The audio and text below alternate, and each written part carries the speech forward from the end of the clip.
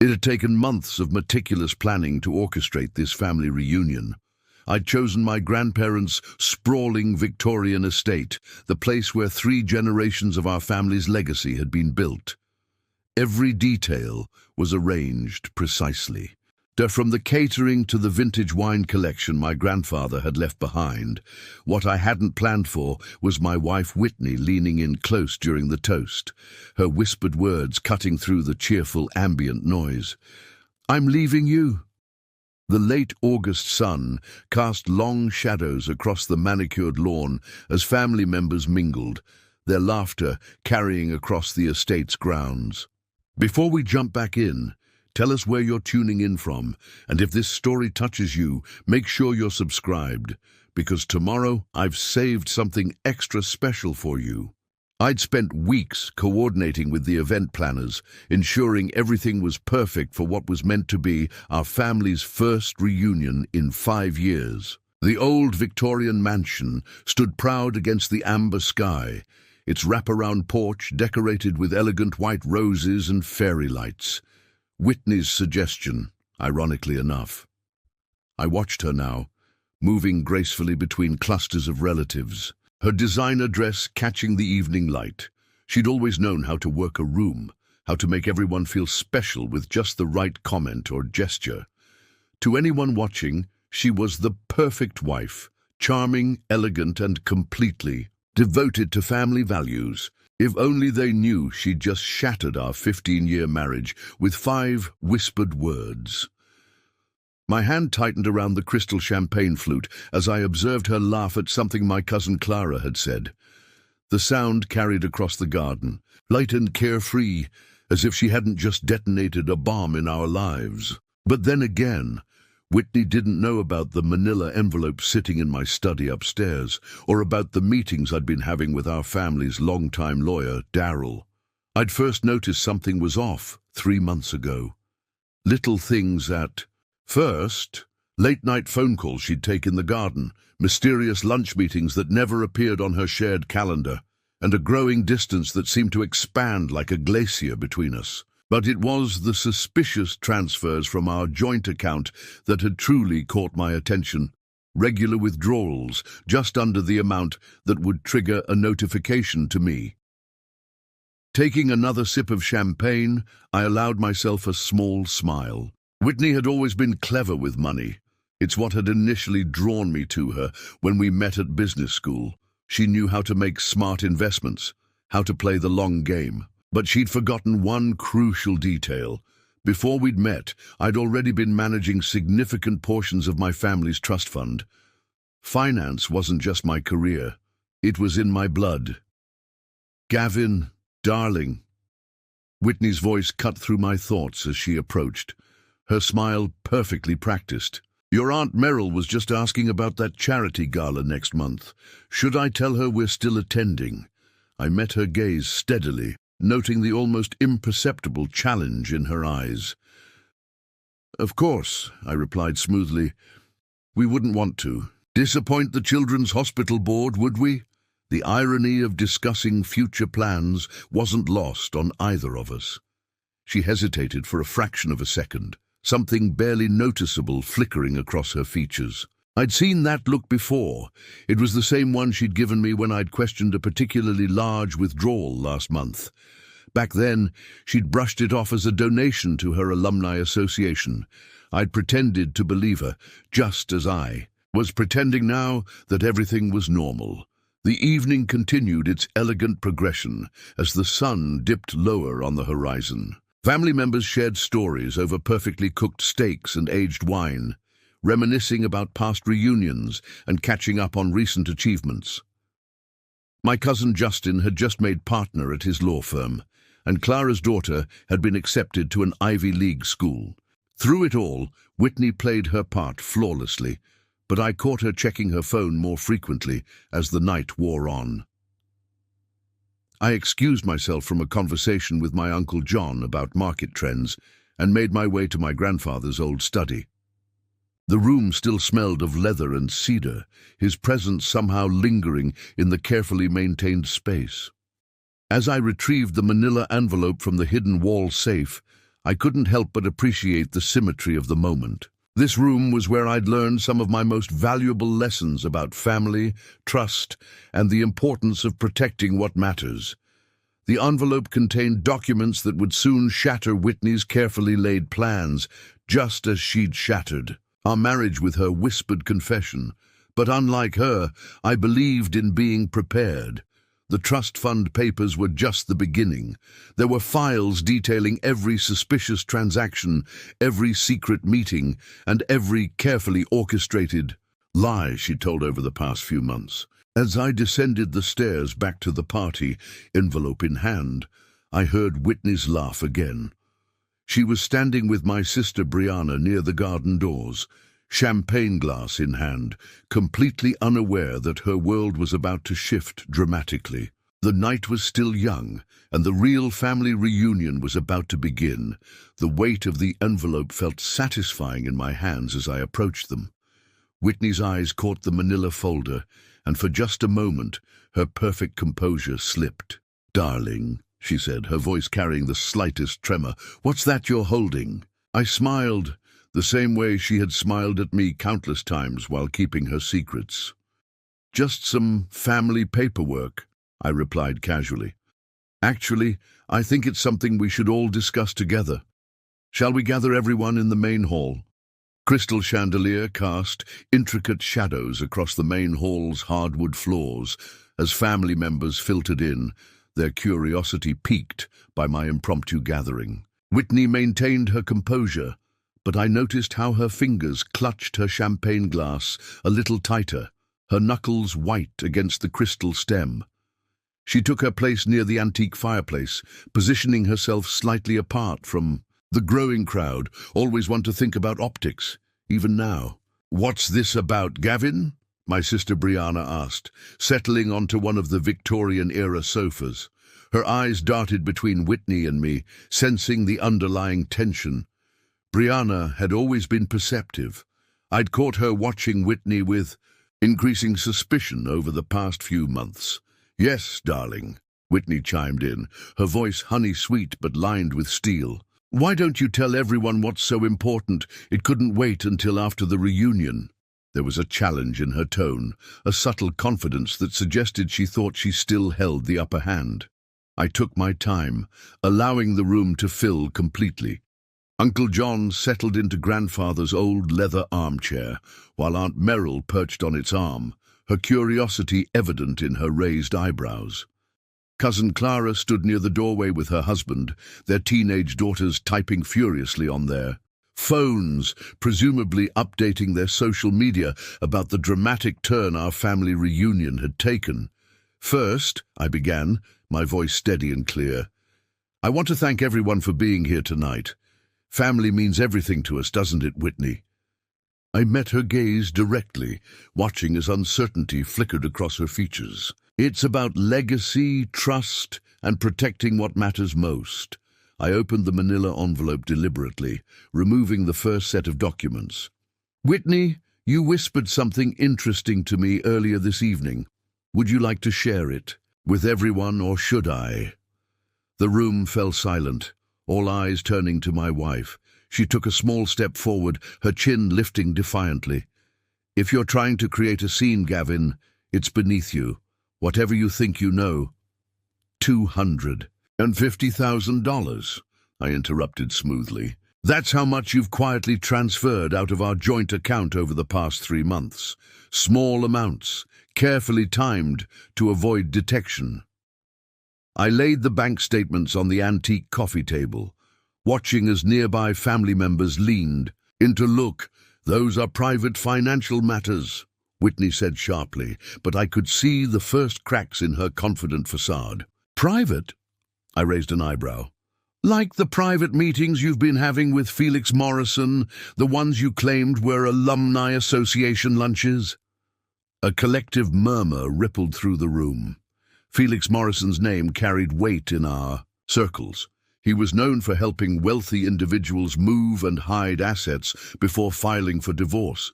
Whitney's face paled slightly, but she maintained her composure.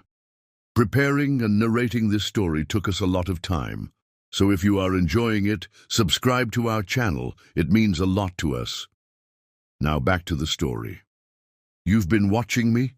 she asked, anger seeping into her voice. "No, Whitney. I've been protecting my family's legacy." I withdrew more documents from the envelope. "You see, what you didn't know, what Felix Morrison didn't know, is that the money you've been moving around isn't as accessible as you thought." I turned to address the room at large. 3 generations ago, my grandfather established this family's trust with specific provisions. Provisions that my father and I have carefully maintained and updated. I gave Whitney a measured look. Provisions that make it impossible to transfer or hide assets without unanimous approval from the trust's board. Whitney's composure finally cracked. "What are you talking about? That money was in our joint account." "The money you've been transferring." I smiled slightly. "It was never in a simple joint account, Whitney. Every dollar you moved was automatically tracked, traced, and returned to protected trust accounts. Your transfers triggered alerts to both the family board and our legal team." I nodded to my cousin Justin, who had been quietly observing from near the study door. As one of the family's lawyers, he'd been instrumental in updating the trust's protective measures over the years. He stepped forward, adding his own expertise. "Into the revelation. The trust is ironclad," Justin explained, his professional demeanor lending weight to his words. "Any attempt to transfer or conceal assets automatically triggers a series of protective measures. Every dollar you tried to move, Whitney, has been documented and secured." Whitney's gaze darted around the room, likely noticing for the first time how many family members were nodding in understanding. This wasn't just about her leaving me. This was about her attempting to outsmart a family that had spent generations protecting their legacy. "So," I continued, laying out more documents, "when you whispered 'I'm leaving you tonight,' you should know that I was prepared. Every meeting with Felix Morrison, every secret phone call, every carefully planned transfer, it's all here.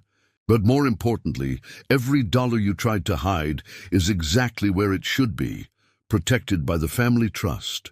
The silence in the room was deafening. Whitney's carefully constructed plan was unraveling in front of our entire family. Her poised demeanor had crumbled, replaced by a barely contained panic that showed in her quickened breathing and slightly trembling hands. "You don't understand," she finally said, her voice hardly above a whisper. "I had my reasons." "Oh, I understand perfectly," I replied, withdrawing the final document from the envelope. "This is a complete record of your activities over the past 3 months, including your meetings with Felix Morrison. Would you like me to share the details with everyone, or would you prefer to explain yourself?" Whitney's gaze locked onto the document in my hand, recognition and fear flooding her features. She had finally realized that her carefully orchestrated exit strategy had been doomed from the start.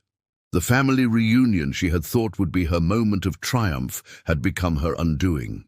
"Perhaps," I suggested, my voice carrying clearly through the silent room, "we should discuss your reasons for wanting to leave, starting with your lunch meeting yesterday at the Capitol Grill with Felix Morrison, where you finalized your plans to file for divorce next week."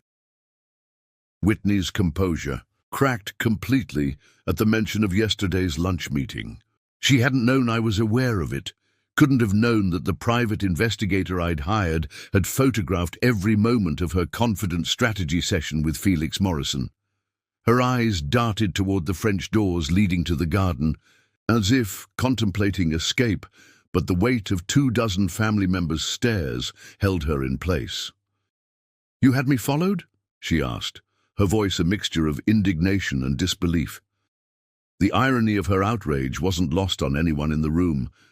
Of course I did," I replied calmly, removing a series of photographs from the envelope. "Just like you had your own plans carefully laid out. The difference is, I was better at it." I laid the photos on the coffee table one by one, creating a timeline of her deception. Here you are 3 weeks ago, meeting with your private banker.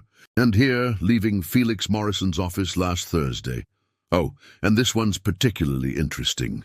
You viewing a luxury apartment downtown last week. Were you planning to use my family's money for the down payment? Aunt Merrill let out an audible gasp, while Uncle John shook his head in disapproval. The family's reaction was exactly what I'd anticipated. Our wealth hadn't come from being careless with money or trust. You don't understand, Whitney tried again, her voice taking on a desperate edge. This family, these rules, these expectations, it's suffocating. I needed an escape plan. An escape plan that involved stealing from the family trust, Brianna interjected, her voice sharp. That's not an escape plan, Whitney. That's theft. I held up a hand, silencing my sister. Let's be clear about what was really happening here. You weren't just planning to leave. You were plotting to take what wasn't yours, while betraying every principle this family stands for. Whitney's face flushed with anger. Every principle this family stands for. You mean control? Manipulation? The almighty family trust that governs everyone's lives? She let out a bitter laugh. Do you have any idea what it's like to live under these restrictions? To have every financial move scrutinized by a board of trustees?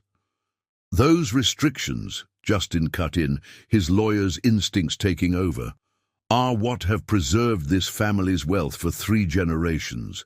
They're what ensure our children's future. I watched as Whitney's gaze swept across the room, likely realizing for the first time how unified the family was against her actions. Even Clara's teenage daughters had put down their phones, their expressions a mixture of shock and fascination at the drama unfolding before them. You know what's interesting, Whitney? I continued, my voice level. I had Daryl look into Felix Morrison's recent cases. Would you like to know what he found? I withdrew another document from the seemingly endless envelope. It seems Mr. Morrison has a pattern of helping clients attempt to circumvent family trusts. Most of those attempts ended in criminal charges. The color drained from Whitney's face. You're bluffing, she whispered, but there was fear in her voice now. Am I? I turned to address the room. Justin, would you explain the legal implications of attempting to defraud a family trust? Justin stepped forward, his professional demeanor in full force. Attempting to fraudulently transfer or conceal trust assets is a federal offense, he explained, his voice carrying clearly through the silent room. It carries potential criminal penalties, including fines and imprisonment.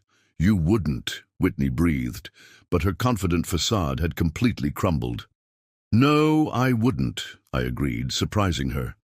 Because unlike you, I actually care about this family's reputation. But make no mistake, if you had succeeded in your plan, you wouldn't just have been leaving me, you would have been leaving in handcuffs. The weight of reality seemed to finally hit Whitney. She sank into the nearest chair, her perfect posture, abandoning her. What do you want from me? She asked, her voice barely audible. What I want, I said, gathering the documents back into the envelope, is for you to understand exactly what you're walking away from. Not just me, not just our marriage, but this entire family and everything it represents. I turned to Justin. The divorce papers are ready? He nodded, producing a leather portfolio from his briefcase.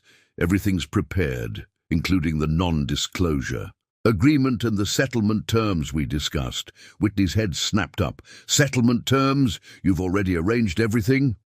Of course, I replied smoothly. Did you think I'd let you dictate the terms after what you tried to pull? The settlement is fair, more than fair, considering your actions. But it comes with conditions. I approached her, handing over the portfolio. You'll find everything in order. A reasonable monthly allowance, the condo in the city. Yes, I knew about that too.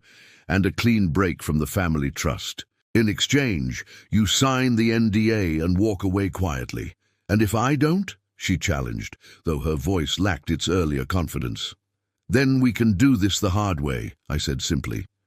With lawyers, criminal investigations, and public court proceedings. Your choice. The room held its breath as Whitney opened the portfolio, her hands trembling slightly as she read through the documents. I could see the moment she reached the settlement figures. Her eyes widened almost imperceptibly. This is generous, she admitted reluctantly. Like I said, I care about this family's reputation. That includes handling this situation discreetly. I glanced around the room, though I suppose having this conversation at the family reunion wasn't exactly discreet. It was necessary, Brianna spoke up. The family needed to know. We needed to understand what we were really protecting ourselves from. Whitney's shoulders slumped in defeat. I need time to review these with my lawyer. You have until tomorrow morning, I said firmly. Your lawyer, and I mean your actual lawyer, not Felix Morrison, can contact Justin directly. But remember, that generous offer expires in 24 hours. The rest of the evening unfolded like a carefully choreographed dance of discomfort. Whitney excused herself shortly after receiving the portfolio, her heels clicking sharply against the hardwood floors as she retreated to one of the guest rooms. The remaining family members broke into small clusters, their whispered conversations filling the grand hall with a low buzz of speculation and shock. I stood by the floor-to-ceiling windows, watching the garden lights flicker among the rose bushes my grandmother had planted decades ago. The weight of the empty envelope in my hands felt lighter now, its contents having served their purpose. Behind me, I could hear Brianna approaching, her familiar footsteps carrying the same determined rhythm they had since childhood. You knew, she said. Not a question, but a statement. You knew long before tonight. I turned to face my sister, noting the mixture of concern and admiration in her expression. 3 months ago, I received an alert from our family's banking surveillance system. Any unusual pattern of withdrawals automatically triggers a notification to all board members. And you waited until tonight to confront her? Brianna raised an eyebrow. At the family reunion of all places? I smiled slightly, taking a sip from my neglected champagne glass. Whitney always did have a flair for the dramatic. I thought she'd appreciate the audience. That's not the real reason, Brianna pressed, knowing me too well to accept such a simple explanation. No, it's not, I admitted, leading her toward the study where this had all begun. Once inside, I closed the heavy wooden door, shutting out the murmur of conversations from the hall. I needed everyone to understand exactly what we're protecting. This isn't just about money, it's about trust, family, legacy. Brianna settled into one of the leather armchairs, her expression thoughtful. You're talking about Clara's daughters, aren't you? And Justin's kids, the next generation. Partly, I nodded, taking my grandfather's old seat behind the mahogany desk. They needed to see that actions have consequences, that this family's wealth isn't just about privilege, it's about responsibility.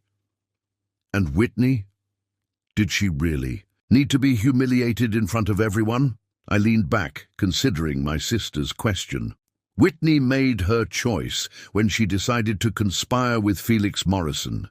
She chose public humiliation the moment she planned to betray not just me, but this entire family. A soft knock at the study door interrupted our conversation. Justin entered, his legal demeanor somewhat softened by the late hour and emotional weight of the evening. She's calling her lawyer now, he reported, closing the door behind him. I could hear her pacing in the guest room, trying to explain the situation. He paused, a slight smile touching his lips. From what I could make out, she's realizing that Felix Morrison's brilliant strategy wasn't so brilliant after all. How long do you think before she signs? Brianna asked, ever practical. By morning, I replied confidently. Whitney's smart enough to recognize when she's beaten. The settlement offer is more than fair, and the alternative... I let the thought hang in the air. The alternative would destroy her completely, Justin finished, settling into the other armchair. Not just financially, but socially. No one in our circles would touch her after a public scandal involving attempted trust fund fraud. The grandfather clock in the corner chimed 11, its deep resonance filling the study with a momentary gravity. Outside, I could hear cars starting as some of the more distant relatives began their journeys home. The family reunion having taken an unexpected turn, none of them would soon forget. "Uncle John is furious," Brianna mentioned, breaking the contemplative silence. "He's talking about implementing even stricter controls on the trust fund after this." I nodded, having anticipated this reaction. "Good. The next generation needs to understand that with great wealth comes great responsibility and great vulnerability."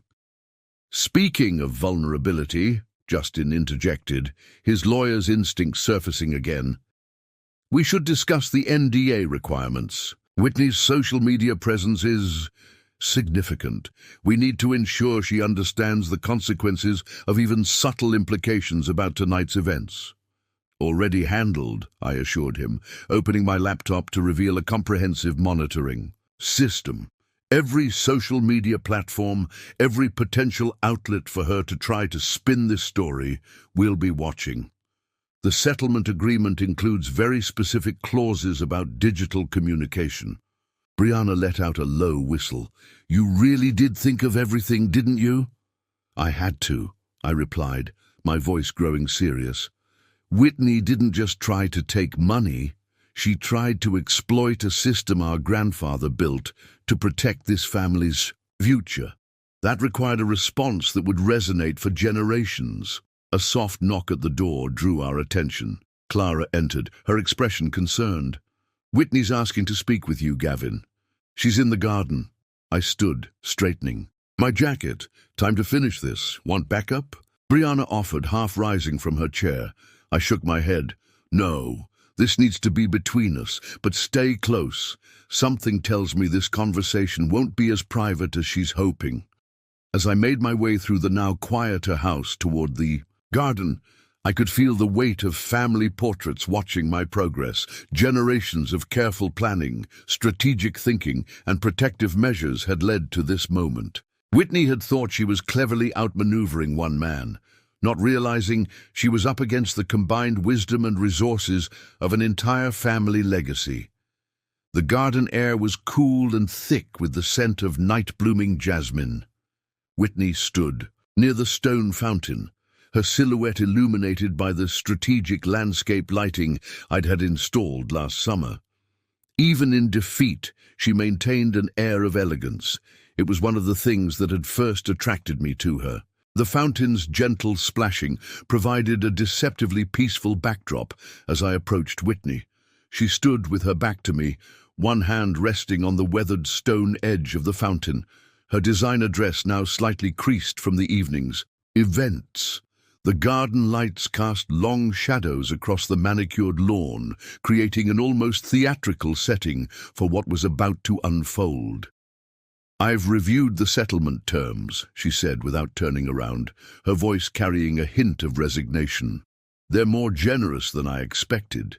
"Did you think I'd be vindictive?" I asked, stopping a few feet behind her. "That's not how this family handles things. We protect our interests, but we don't destroy people out of spite." Whitney turned then, her face a complex mixture of emotions. "Don't pretend this evening wasn't about revenge, Gavin. You could have confronted me privately, shown me the evidence, presented the settlement terms without an audience." "Like you were planning to do," I countered, keeping my voice level. "A quiet departure in the middle of the night, accounts drained, leaving nothing but divorce papers on my desk. That was your plan, wasn't it?" She flinched slightly, caught in her own hypocrisy. "You don't understand what it's been like," she began, but I cut her off. "What don't I understand, Whitney?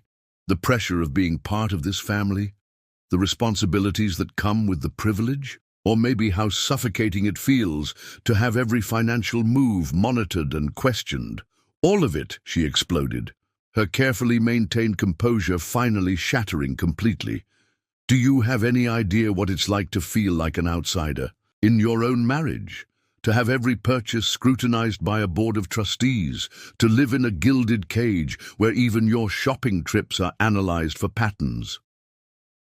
I moved to the fountain, sitting on its edge and gesturing for her to join me. After a moment's hesitation, she did, though she maintained a careful distance between us.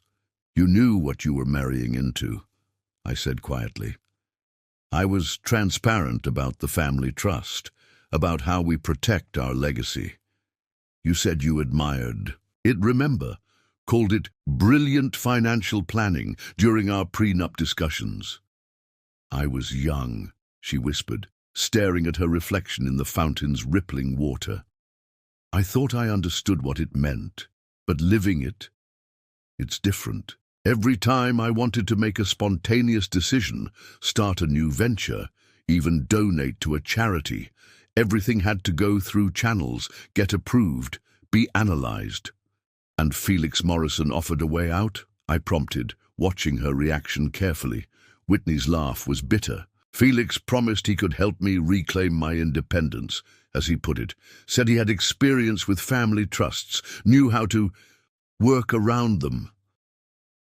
Work around them? I repeated, my tone sharpening. You mean defraud them?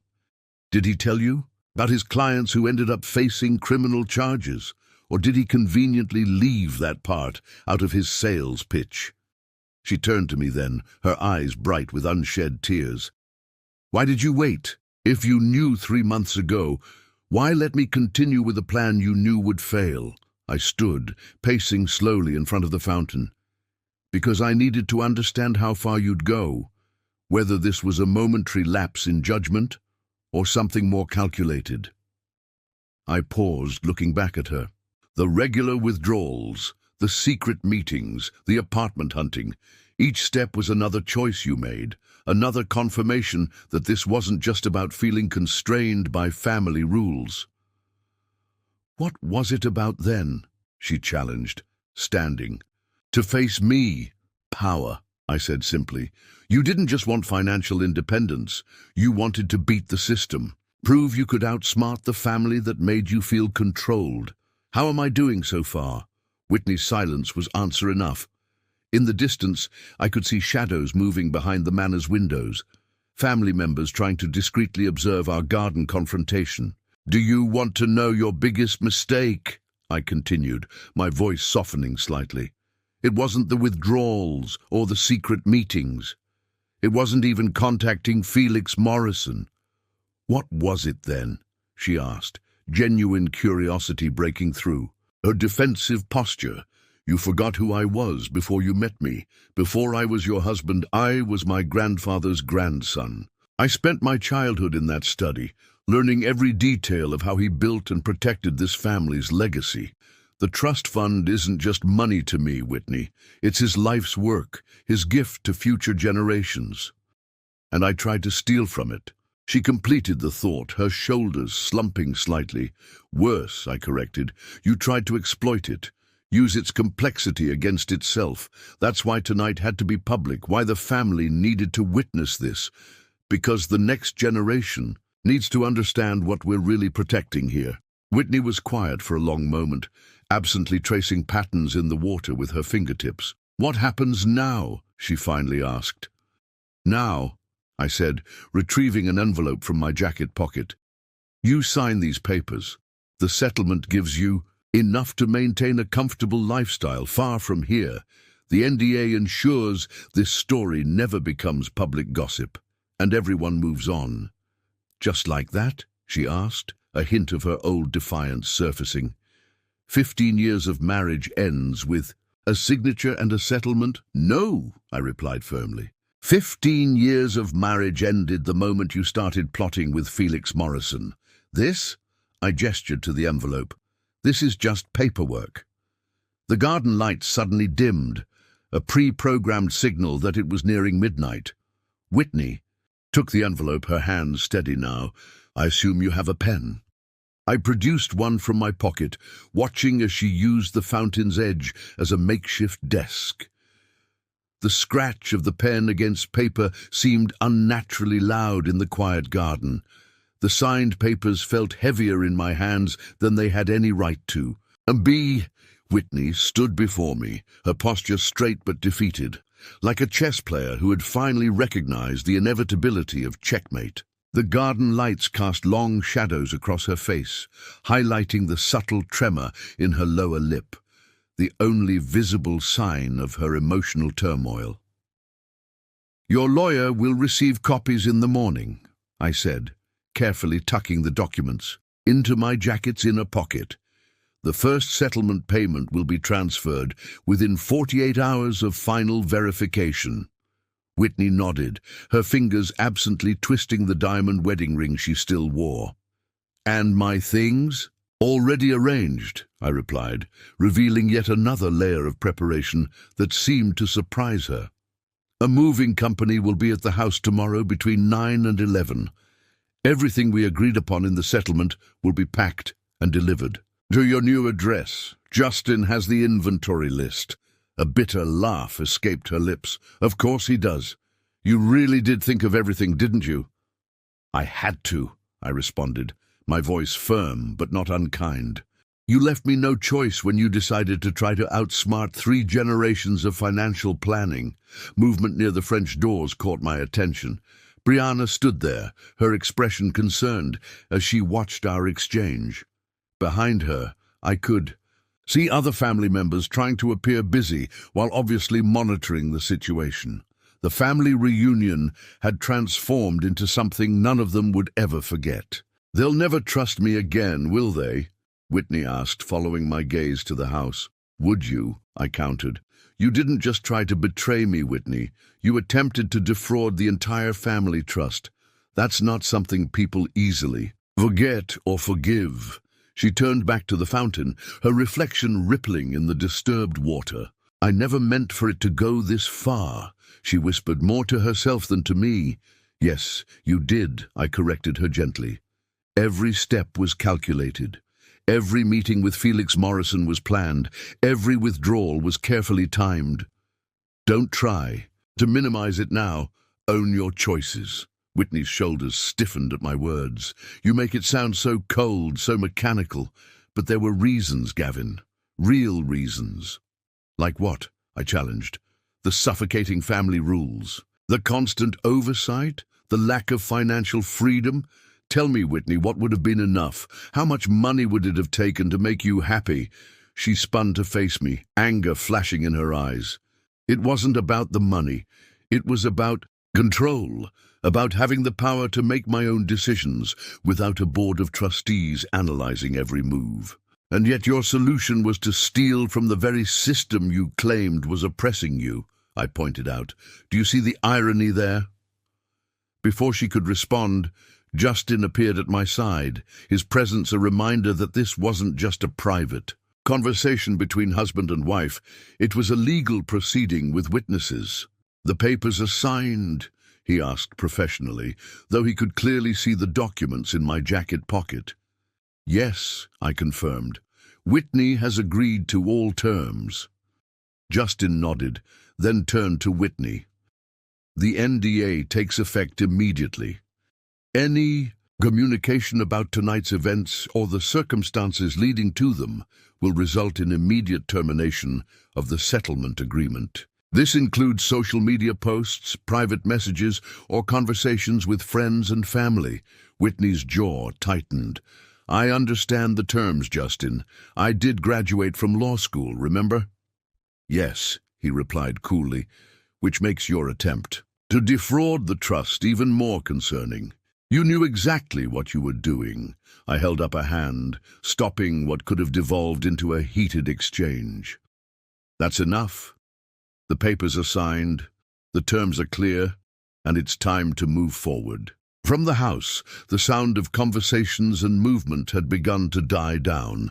The family reunion was naturally winding to a close, though not in the way anyone had expected when they arrived earlier that evening. "Your car is ready," I told Whitney, gesturing to where her luxury sedan had been brought around to the front drive. "The driver will take you to the hotel we discussed. She blinked in surprise. "You're not letting me drive? After 2 bottles of champagne? No. The driver is non-negotiable. He'll return tomorrow to bring you to the house when the movers arrive." Whitney's hand moved to her throat, a nervous gesture I'd noticed over the years when she felt cornered. "You really have orchestrated every detail, haven't you?" "That's what this family does," I reminded her. "We plan, we protect, we preserve. It's what you never fully understood about us." As if on cue, Uncle John appeared at the garden entrance. "The last guests are leaving," he announced, his tone making it clear that included Whitney. She squared her shoulders, summoning what remained of her dignity. "I suppose this is goodbye then?" "It is," I agreed simply. There was nothing more to say, no dramatic declarations or final accusations needed. The papers were signed, the trust was protected, and 15 years of marriage were ending with a whimper rather than a bang. Whitney took one last look at the garden, the house, the family she was leaving behind. For a moment, I caught a glimpse of genuine regret in her eyes, but it was quickly replaced by the same determination that had led her to plan this ill-fated escape in the first place. "Goodbye, Gavin," she said softly, then turned and walked toward the waiting car. Her heels clicking against the stone path for the last time. I watched as she climbed into the back seat, the driver closing the door behind her. The car pulled away smoothly, its taillights disappearing down the long driveway and into the night. Behind me, I could hear the subtle movements of family members, their presence a reminder that while one chapter was ending, the legacy we protected would continue. As Whitney's car disappeared into the darkness, the garden fell into a profound silence, broken only by the gentle splashing of the fountain. The night air felt different somehow, clearer, as if a storm had passed, leaving everything slightly altered in its wake.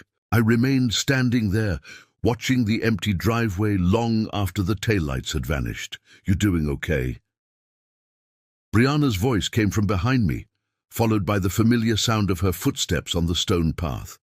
She carried 2 crystal tumblers, offering one to me with a knowing look. I accepted the glass, recognizing the amber liquid as our grandfather's favorite scotch.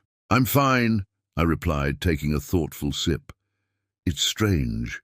I thought this moment would feel more significant, more dramatic," she suggested, settling onto one of the garden benches. "Like the ending of a movie?" "Something like that." I joined her on the bench, letting the familiar comfort of my sister's presence wash over me. "Instead, it feels clinical." Uncle John's voice joined our conversation as he emerged from the shadows of the garden path. "That's because you handled it exactly as your grandfather would have, with precision and foresight." He lowered himself onto the bench opposite us, his expression thoughtful in the dim garden lighting. "I remember when he caught one of his business partners trying to embezzle from the company back in '82. Handled it just like you did tonight, quietly, efficiently, but with enough witnesses to make sure the message was clear." "The message?" Brianna asked, though I suspected she already knew the answer. "That actions have consequences," I supplied, swirling the scotch in my glass. "That this family's legacy isn't just about money. It's about trust, integrity, and protecting what generations have built." Justin appeared at the garden entrance, legal portfolio tucked under his arm. "The last guests have left," he announced, approaching our small group. "Clara's staying the night with her girls. She thought you might want family close by." I nodded, appreciating the gesture. Clara had always been the most empathetic of our cousins, understanding that sometimes support meant simply being present. "The papers are all in order," Justin continued, his professional demeanor softening slightly. "I've already emailed copies to her lawyer and our family attorney. The NDA takes effect immediately." "Speaking of immediate effects," Uncle John interjected, leaning forward. "We need to discuss the trust fund protocols. This situation has exposed some vulnerabilities we need to address." "John," Brianna started, a warning tone in her voice, "maybe we could save the business discussion for tomorrow." But I shook my head, grateful for Uncle John's practical approach. "No, he's right. We should talk about this while it's fresh." I stood, gesturing toward the house. "Let's move this to the study." The four of us made our way back inside, where Clara was arranging coffee and sandwiches on the study's side table. Her teenage daughters had fallen asleep on the leather sofa, their phones still clutched in their hands. "I thought everyone might need a little sustenance," Clara explained, quietly, careful not to wake the girls. "It's been quite an evening." "That's an understatement," Brianna muttered, helping herself to a sandwich. I settled behind my grandfather's desk, the familiar leather chair creaking softly. The study looked different now, as if Whitney's betrayal and subsequent departure had somehow altered even this sacred space. "First," I began, opening my laptop, "we need to ensure all the automated monitoring systems are updated. Whitney may have signed the NDA, but we can't rely solely on legal deterrence." Justin nodded, pulling out his tablet. "I've already started drafting new protocols. We'll need to adjust the trust's surveillance parameters, especially regarding electronic transfers and digital communications." "What about social implications?" Clara asked, perching on the arm of the sofa near her sleeping daughters. "The holiday season is coming up. People will notice Whitney's absence, start asking questions." "We stick to the official story," I replied firmly. "An amicable separation due to irreconcilable differences." The NDE works both ways. We're not just protecting her secrets, we're protecting the family's privacy. Uncle John cleared his throat, his expression serious. "There's something else we need to discuss. The board meeting next week. You're still planning to attend?" I met his gaze steadily. "Of course, why wouldn't I?" "Because," he said carefully, "you'll be facing the same people Whitney tried to manipulate. Morrison's firm has connections to several board members. They'll have questions." "Let them ask," I responded, my voice carrying the same quiet authority my grandfather had been known for. This evening proved that our family's protective measures work exactly as designed. If anything, it strengthens our position. Brianna leaned forward in her chair. "What about the next generation?" she asked, gesturing to Clara's sleeping daughters. "How do we ensure they understand the implications of what happened tonight?" "We teach them," I said simply, just as grandfather taught us. "The trust fund isn't just about money, it's about responsibility, about protecting something larger than ourselves." The grandfather clock chimed midnight, its deep resonance filling the study with a momentary solemnity. Clara's daughters stirred slightly, but didn't wake, their peaceful expressions a stark contrast to the weight of our discussion. "It's late," Clara observed, gathering her purse. "We should all get some rest. Tomorrow will bring its own challenges." One by one, family members began to disperse. Justin with his legal documents, Uncle John with his concerns about the board meeting, Clara gently waking her daughters. Soon only Brianna remained, watching me with the knowing look she'd had since childhood. "You're not going to sleep, are you?" she asked, though it wasn't really a question. "I need to review some things," I replied, gesturing to my laptop. "Make sure everything's in place for tomorrow." She stood, squeezing my shoulder as she passed. "Don't stay up too late. Whitney may be gone, but the family still needs you sharp." As Brianna's footsteps faded down the hall, I found myself alone in the study that had witnessed so many family decisions, victories, and now betrayals. But unlike Whitney, I understood what this room represented.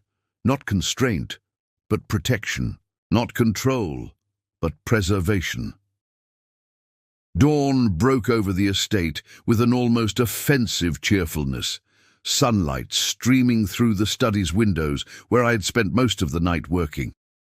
The coffee Clara had brought hours earlier had gone cold, untouched as I immersed myself in trust fund documentation and security protocols. My laptop screen displayed dozens of open tabs, banking records, property transfers, and communication logs that traced Whitney's failed attempt to outsmart generations of financial planning. A soft knock at the door drew my attention. Justin entered, looking fresh and professional despite the early hour, carrying a leather briefcase and what smelled like fresh coffee. "You didn't sleep," he observed, setting a cup on the desk in front of me. "There was too much to review," I replied, gratefully accepting the coffee. "The movers will be at the house in 2 hours. I needed to make sure everything was in order." Justin settled into one of the leather chairs, opening his briefcase. "I just got off the phone with Whitney's lawyer, her actual lawyer, not Morrison. She's reviewed the settlement terms and strongly advised Whitney to comply with all conditions." "And Morrison?" A slight smile crossed Justin's face. "Apparently he's suddenly become very busy and unreachable. Word of last night's events has already started circulating in certain circles." I nodded, unsurprised. Felix Morrison had built his reputation on helping wealthy spouses circumvent family trusts, but he'd never encountered one as thoroughly protected as ours. His silence now was telling. "The movers?" I asked, though I already knew Justin would have handled it. "Vetted, bonded, and under strict NDAs," he confirmed. "They'll pack only items specifically listed in the settlement agreement. Everything will be photographed and documented before leaving the premises." The sound of cars pulling up the driveway drew our attention to the window. Brianna's Range Rover led a small convoy, her car, followed by Clara's SUV and Uncle John's Mercedes. "The cavalry arrives," Justin remarked dryly. "They didn't need to come," I said, though I felt a surge of gratitude for their support. "Yes, they did," he countered. "This isn't just about moving Whitney's things. This is about showing unity, about reinforcing what we protected last night." Minutes later, the study filled with family members. Clara brought fresh pastries and coffee, while her daughters immediately claimed the window seat, phones in hand, but surprisingly alert for the early hour. Uncle John carried a stack of financial documents, and Brianna arrived with a determined expression I recognized from childhood. "The movers will be here in an hour," I announced to the room. "Everything's prepared according to the settlement agreement." "And Whitney?" Clara asked softly.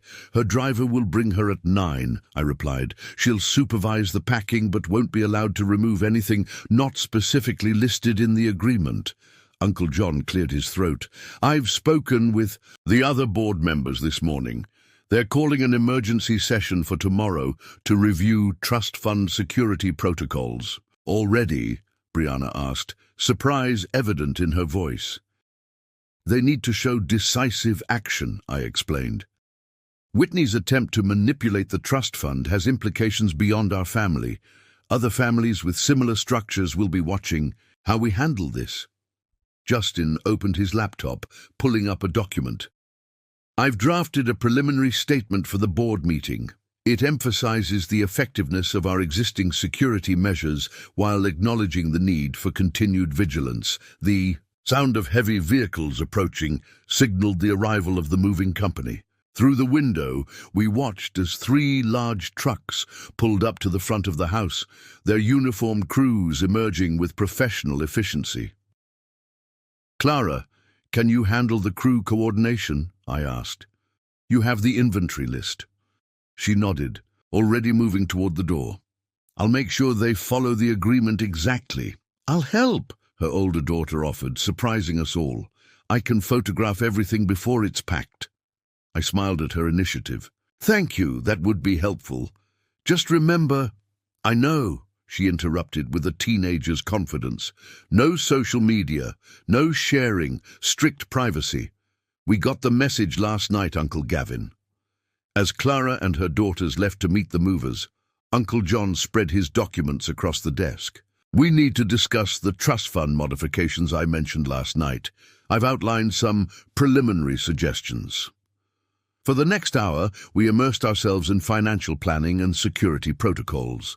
The sounds of moving activities drifted. Up from below, footsteps, careful instructions, the occasional scrape of furniture being moved.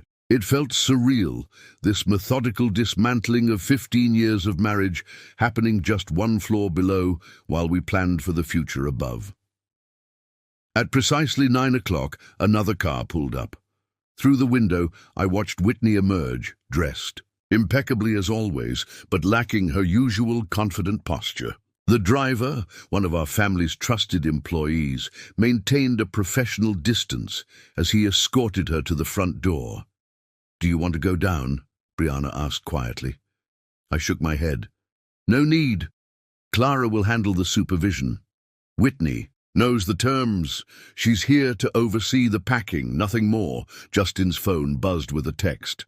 Her lawyer just confirmed receipt of all signed documents. "The first settlement payment has been processed and will clear by tomorrow morning." "And the monitoring systems?" Uncle John asked. "Active and upgraded," I confirmed, turning my laptop to show him the security dashboard. "Every digital platform, every financial channel, every possible avenue of communication. We'll know immediately if she violates the NDA." The morning progressed with an almost mechanical precision. From our vantage point in the study, we could track the systematic removal of Whitney's presence from the house. Boxes emerged, carefully labeled and documented. Furniture pieces, specifically designated in the settlement, were wrapped and loaded. Through it all, the family maintained its vigilant oversight, ensuring every term of the agreement was followed exactly. By early afternoon, the moving trucks had departed, carrying with them the physical remnants of my marriage to Whitney. The house felt different, not empty exactly, but altered, as if the space itself was adjusting to the change. I stood in what had been our shared closet, now half bare, the emptiness serving as a tangible reminder of how quickly life could change. "The final inventory has been verified," Clara announced from the doorway, tablet in hand. "Everything matches the settlement list exactly. Whitney didn't challenge any of the terms." I turned from the closet, noting the concerned look in my cousin's eyes. "She wouldn't," I replied. "The settlement was generous enough to ensure compliance. Besides, she knows we have leverage." "Speaking of leverage," Justin's voice joined the conversation as he appeared behind Clara. "Felix Morrison's office just issued a statement. He's taking an indefinite leave of absence to deal with personal matters." A slight smile crossed my face. Personal matters. "Apparently, several of his other clients have suddenly developed concerns about his methods," Justin explained, a hint of satisfaction in his tone. "Word travels fast in our circles." We made our way downstairs to the kitchen, where Brianna was organizing lunch, with the efficiency of someone who needed to keep busy. The marble island was spread with an array of sandwiches and salads, enough to feed the family members who had stayed to help with the move. "Uncle John called," she reported as we entered. "The board members have all confirmed for tomorrow's emergency session. They're expecting a full presentation on how we detected and prevented the trust fund breach." I nodded, accepting the plate she handed me. "Good. This is an opportunity to strengthen not just our security measures, but the board's confidence in our family's management." "There's something else," Justin added, settling onto one of the kitchen stools. "I've been monitoring the social media channels as discussed. Whitney's accounts have all gone dark." "Deleted?" Clara asked, concern evident in her voice. "No, just private for now, but there's been no activity since last night. She's following the NDA to the letter." Brianna snorted softly. "She doesn't have much choice, does she? The settlement terms were clear about social media compliance." "It's more than that," I said, picking at my lunch without much appetite. "Whitney's smart. She knows that her future in our circles depends on handling this transition gracefully. One wrong move, one hint of the real story getting out, and she loses everything. Not just the settlement, but any chance of maintaining her social standing." Clara's daughters wandered into the kitchen, their phones finally put away as they gravitated toward the food. They had been surprisingly helpful throughout the morning, assisting with inventory documentation and keeping a careful eye on the movers. "Is it true that Felix Morrison is in trouble?" the younger one asked, reaching for a sandwich. "Where did you hear that?" Clara asked sharply. "It's all over some of the private social channels," her older daughter explained. "Not the specific details, but people are talking about him taking a sudden leave. They're saying he messed up with a big client." I exchanged glances with Justin. The news was spreading faster than we'd anticipated, but in a controlled way that actually served our purposes. Morrison's reputation would suffer without our family's name being directly involved. "The Trust Fund Board meeting tomorrow," Brianna began, changing the subject. "What's the strategy?" I moved to the coffee maker, needing the caffeine to combat my sleepless night.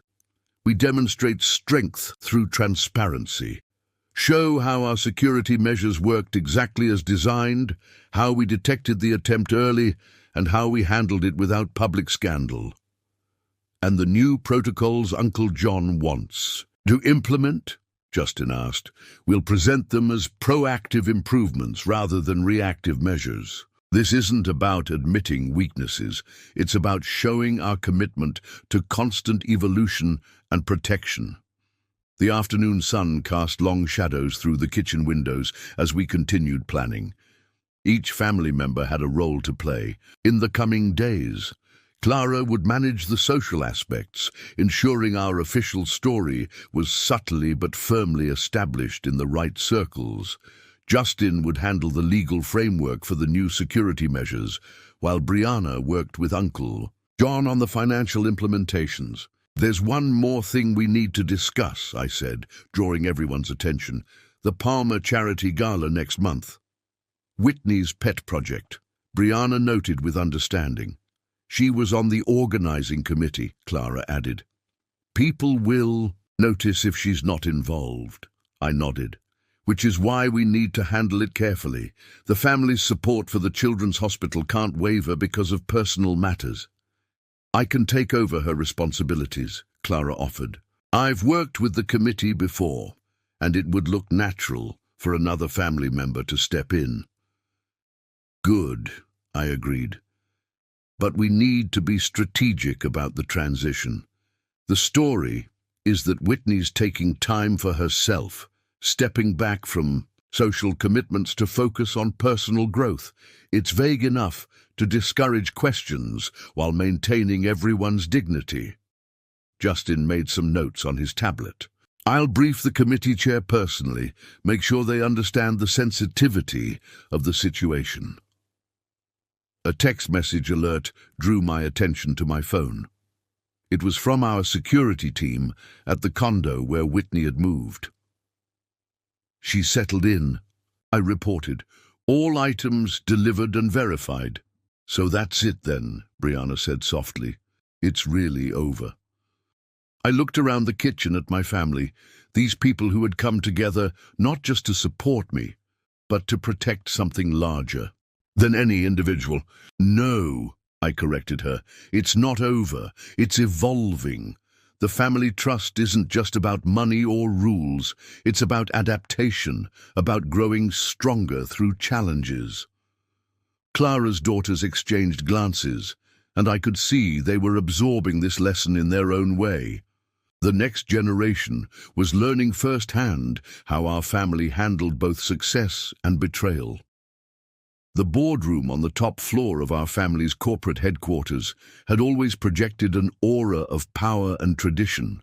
Floor-to-ceiling windows offered a commanding view of the city skyline, while the massive mahogany table that dominated the space had witnessed decades of crucial decisions. As I stood at the head of that table the morning after Whitney's move, I could feel the weight of those decisions pressing down on me.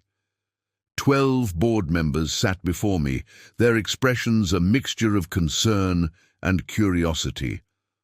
Uncle John had taken his usual seat to my right, while Justin stood ready near the digital display screen, our presentation carefully prepared. The morning sunlight filtered through the tinted windows, casting subtle shadows across the polished surface of the table. "Ladies and gentlemen," I began, my voice steady and controlled, "thank you for convening this emergency session. As you're aware, we recently identified and neutralized an attempt to circumvent our trust fund's security measures.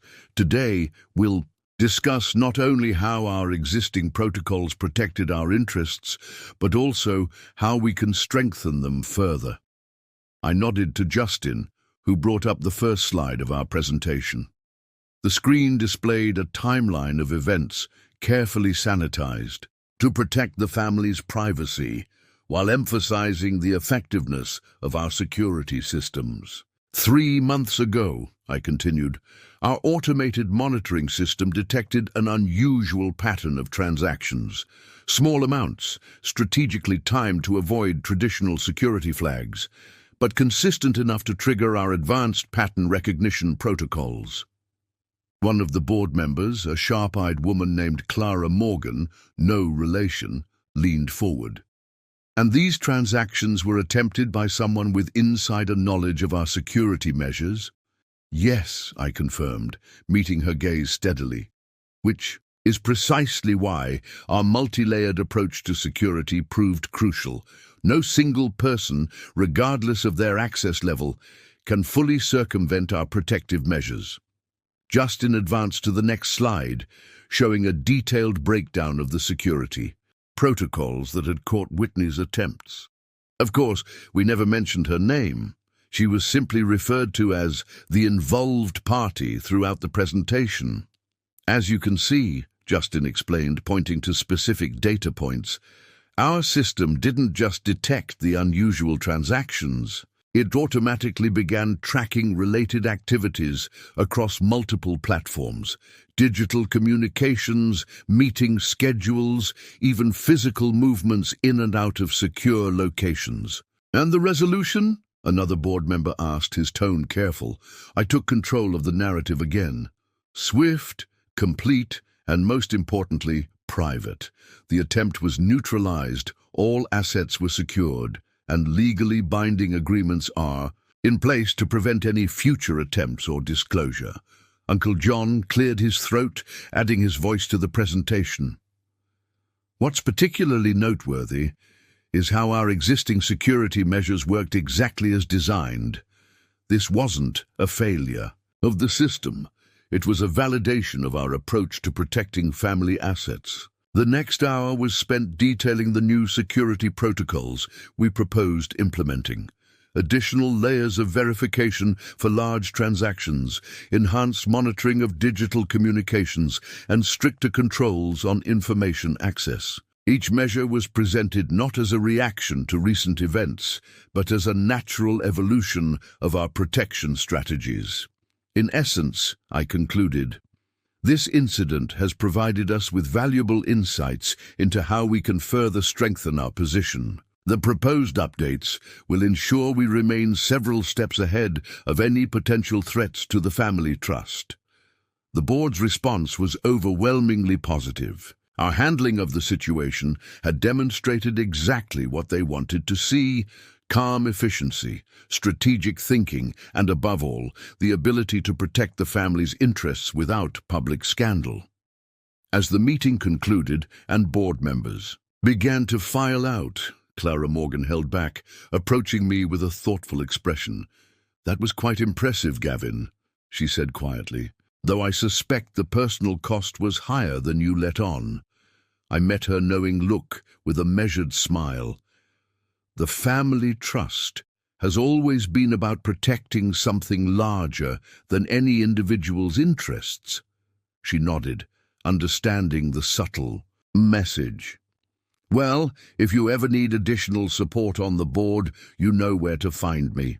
After the boardroom cleared, I remained behind with Uncle John and Justin, reviewing notes and discussing next steps. The city sprawled out below us, life continuing its normal pace while we orchestrated these significant changes. "The board's support was unanimous," Justin reported, organizing his materials. "All proposed security measures were approved without modification." Uncle John smiled slightly. They recognize strength when they see it. Your handling of this situation has actually increased their confidence in our family's management. Speaking of handling situations, Justin interjected, checking his phone, I've just received confirmation that Felix Morrison has officially resigned from his firm. Apparently, several other clients have withdrawn their business after hearing rumors about his recent professional misjudgments. I nodded, unsurprised. The ripples will continue for a while. Every family with significant assets will be reviewing their security measures, questioning their vulnerabilities. Which puts us in an advantageous position, Uncle John noted. We've already demonstrated our ability to detect and neutralize threats efficiently. Other families will look to us as an example. The afternoon sun had begun its descent, casting long shadows across the boardroom. In the distance, I could see the building where Whitney's new condo was located, a visible reminder of how life could change in unexpected ways. Have the new security protocols been implemented at all family residences? I asked Justin. Being installed as we speak, he confirmed. Every property, every account, every digital platform, all updated with the latest protective measures. No one will be able to attempt what Whitney tried ever again. 6 months had passed since the family reunion that changed everything. The crisp autumn air had given way to winter's chill, and then spring's renewal, each season bringing its own form of healing. I stood in my grandfather's study, my study now, watching the garden come to life below.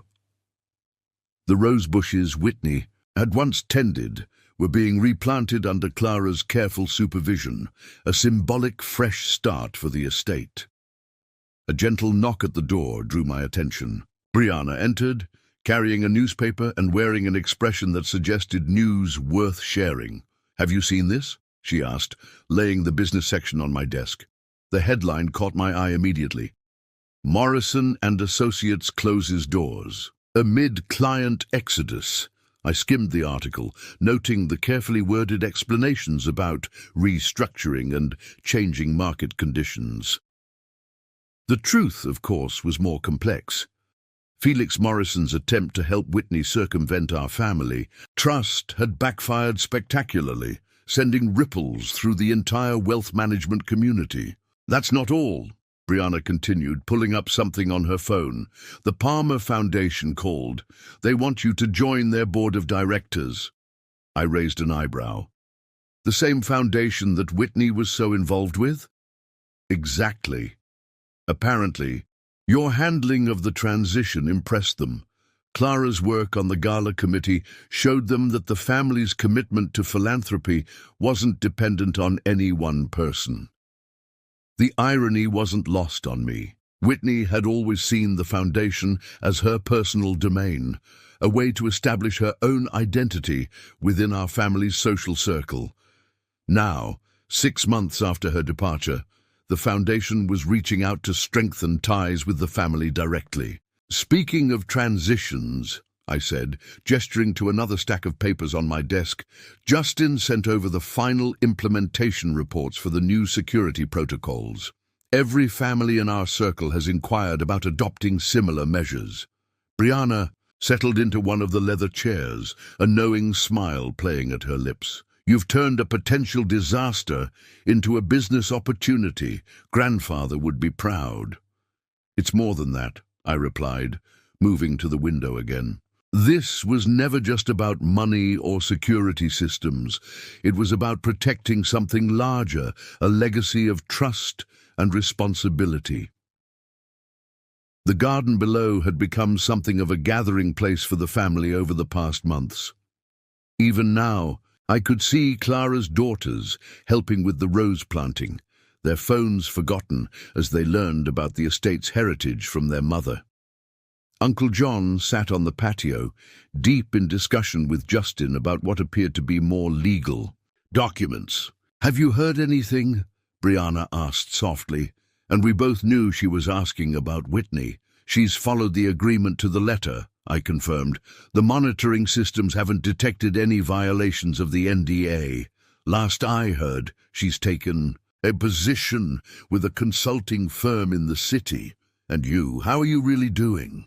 I turned to face my sister, considering her question carefully. I'm good, actually. Better than I expected. The betrayal hurt, of course, but it also clarified things, showed me what really matters. A commotion from the garden caught our attention. Clara's younger daughter had discovered something while planting an old metal box buried near the rose bushes. We watched as the family gathered around, curiosity piqued by this unexpected find. Should we go see what treasure they've unearthed? Brianna suggested, already moving toward the door. In the garden, the family had gathered around one of the stone benches where Clara's daughter had placed the box. Years of burial had left it tarnished but intact, its ornate design still visible. "Beneath the patina, look what we found, Uncle Gavin," the girl exclaimed as we approached. "It was buried right by Grandmother's favorite roses." The box's lock had long since corroded, making it easy to open. Inside, we found a collection of old photographs, letters, and documents, a time capsule from decades past. One photograph, in particular, caught everyone's attention. Our grandfather, standing in this very garden, surrounded by family members in much younger days. "I remember when this was taken," Uncle John said, carefully handling the aged photograph. It was right. After he implemented the first version of the family trust, everyone thought he was being overly cautious, too controlling with the family's resources. And now, I prompted, though I knew the answer, now we understand. He wasn't controlling the money, he was protecting the family's future. Just like you did.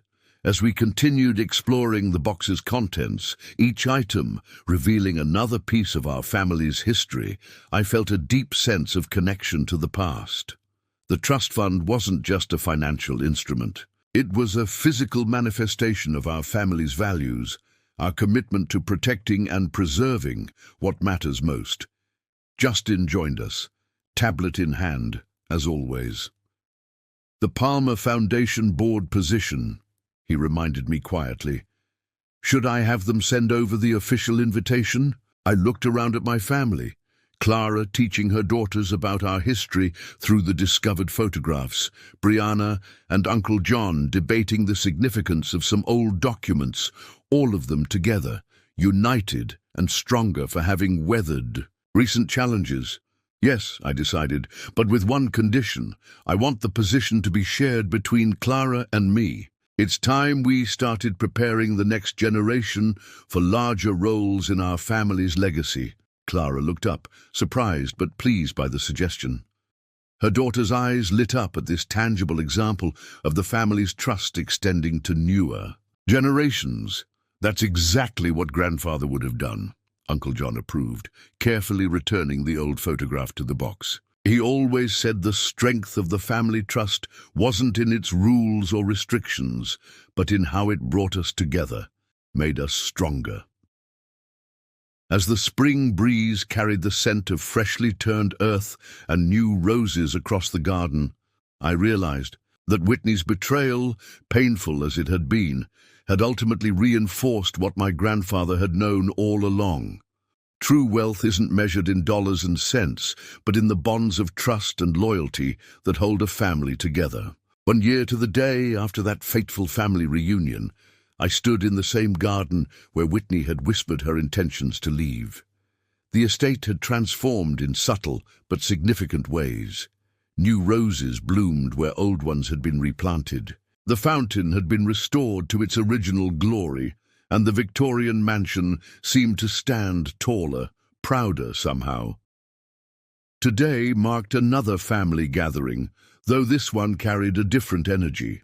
The garden was filled with the sounds of laughter and conversation as family members arrived for what had become a new tradition, our annual trust fund review and family council meeting.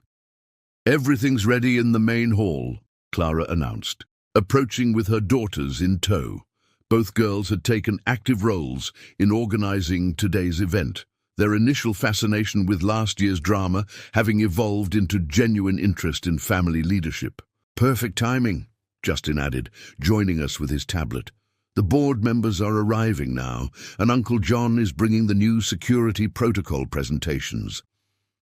I watched as cars pulled up the circular driveway, each arrival reinforcing how much had changed in a year. The family hadn't just survived Whitney's betrayal, we had grown stronger, more united. The trust fund, once seen by some as a restrictive force, was now recognized as the backbone of our family's resilience. "Gavin," Brianna called from the patio, "you might want to see this." She held up her phone, displaying a news article about Felix Morrison. After his firm's collapse, he had attempted to rebuild his practice in another state, only to face investigation for ethical violations. The story served as a quiet validation of our family's approach to protecting our legacy. "Speaking of news," Justin said, pulling up something on his tablet, "Whitney's consulting firm just lost their biggest client. Apparently, word finally got around about her history with family trusts." I waved away the tablet. "That's not our concern anymore. Today is about looking forward, not back." The main hall had been transformed for the occasion, where last year's reunion had ended in confrontation and revealed betrayal. Today's gathering space was set up for education and collaboration. Displays highlighted the family's achievements over the past year, while interactive presentations showcased our modernized approach to wealth management and security. Clara's older daughter had created a digital archive of family history, incorporating the discovered time capsule's contents alongside recent developments. "Look, Uncle Gavin," she said proudly, pulling up a presentation on one of the screens. "I've traced how grandfather's original trust evolved into our current system." Her work was impressive, a clear, engaging visualization of our family's financial evolution. More importantly, it showed how each generation had contributed to strengthening and adapting the trust's protections. "You've got quite a future financial strategist there," Uncle John remarked to Clara, causing her daughter to beam with pride. As family members filled the hall, I took my place at the front, ready to begin the day's proceedings. The faces before me represented not just the present generation, but the future of our family's legacy. Clara's daughters sat attentively in the front row, while other young family members scattered throughout the audience showed equal engagement. "A year ago," I began, my voice carrying clearly through the space, "we faced a challenge that tested not just our financial security, but our family's core values. Today, we gather not to dwell on that challenge, but to celebrate how it made us stronger." I gestured to the displays around the room. "Our security protocols have become the gold standard in wealth management. Other families now look to us for guidance on protecting their own legacies. But more importantly, we've proven that true strength lies not in the systems we build, but in the trust we maintain." The morning progressed with presentations and discussions, each session reinforcing our family's commitment to preservation and growth. Justin outlined the latest security innovations, while Uncle John presented new investment opportunities. Clara and her daughters shared their vision for expanding the family's philanthropic initiatives. During a break, I found myself back in my grandfather's study, though it had evolved too, now featuring a blend of traditional wisdom and modern technology. The old leather chairs remained, but they faced new digital displays showing real-time monitoring of family investments and security protocols. "You've done remarkably well," a voice said from the doorway. It was Clara Morgan from the board, her presence a reminder of how our handling of last year's crisis had strengthened external relationships. "The family did well," I corrected her. "We all adapted, learned, grew stronger." She smiled, understanding the distinction. "That's why I'm here, actually. The board has been discussing expansion, bringing your security protocols to a wider network of family trusts." We think you should lead the initiative." Before I could respond, Brianna appeared with urgent news. "The Palmer Foundation project has been approved. Full funding, unanimous board support." It was the culmination of months of work, a new initiative combining the Foundation's reach with our family's approach to financial security and generational wealth management. Clara's involvement had been instrumental in reshaping the Foundation's mission to align with our values. As the day drew to a close, family members gathered in the garden for a final celebration. The setting sun cast a warm glow over the scene, so different from the tense atmosphere of last year's reunion. Children played near the fountain, while adults engaged in comfortable conversation, the weight of recent achievements creating an atmosphere of quiet confidence. "To family," Uncle John proposed a toast, raising his glass, "and to the legacy we protect together." The words echoed across the garden, carrying with them the wisdom of generations past and the promise of those to come. In that moment, watching the family united in purpose and pride, I understood completely what my grandfather had worked so hard to build and protect. The trust fund wasn't just about money or rules. It was about creating a foundation strong enough to weather any storm, flexible enough to adapt to any challenge, and enduring enough to guide future generations. Whitney's betrayal, rather than weakening that foundation, had ultimately reinforced its importance and tested its strength. As stars began to appear in the darkening sky, I looked around at my family, at Clara teaching her daughters about responsibility, at Justin discussing future protections, at Brianna planning next year's initiatives. This was the true wealth my grandfather had wanted to protect, not just financial assets, but the bonds of trust, loyalty, and shared purpose that made us stronger together than we could ever be apart. Up next, you've got 2 more standout stories right on your screen. If this one hit the mark, you won't want to pass these up. Just click and check them out. And don't forget to subscribe and turn on the notification bell so you don't miss any upload from us.